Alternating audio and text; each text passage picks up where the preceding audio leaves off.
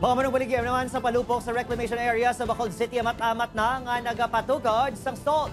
Requisitos nga kinahanglan sa mga manungbaligya hugot nga iga-monitor sang BFP. Nakatutok Aileen Pedreso. Isang reclamation area sa gindesignar sa Bacolod City LGU bilang firecracker zone sa syudad.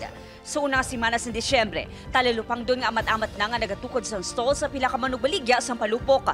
Mas maayo nga temprano pa nahitso ang mga pagsulundan para temprano man nga makabaligya. Matapos nga mon pamanday 3 days to 4 days, gabay pa man nga madasig maubusay ang aton nga baligya. Sa December 13, magalibot ang inspection teams ng Bacolod City BFP kung saan nilang tawon ng compliance sa mga manugbaligya. First, ang aton nga mga outlet, dapat wala sila sa mga electrical outlets. So, hindi allowed nga may mga saksakan sila. No?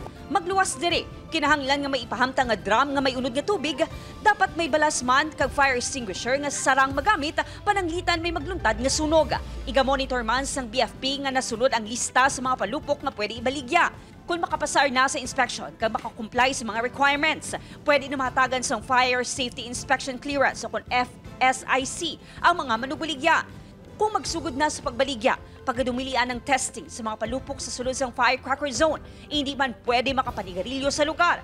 Pila ka tuig na nga nagapwesto sa lugar si Noel, gani pamilyar na sa mga requisitos kag ginasiguro nga makomply. Mga process na ang process na.